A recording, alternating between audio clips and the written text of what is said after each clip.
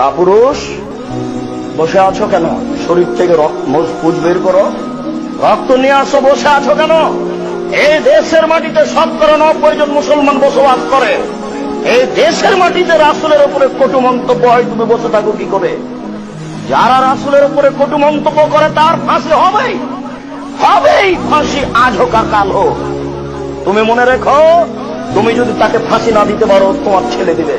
তোমার ছেলে যদি তাকে ফাঁসি না দিতে পারে, তার ছেলে দিবে। তার ছেলে যদি তাকে ফাঁসি না দিতে পারে, যেদিন ঈসা আলাইহিস সালাম আসবেন সেদিন এদের ফাঁসি হবেই। কোন মায়ের বেটা সেদিন ঠেকাতে পারবে না।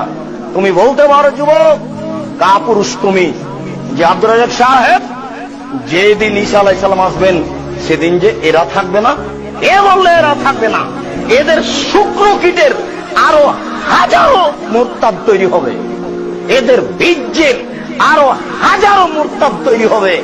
সেদিন ঈসা আলাইহিস সালাম সবকে খোলা মাঠে ফাঁসি দিবেন, সেদিন তুমি ঠেকায়।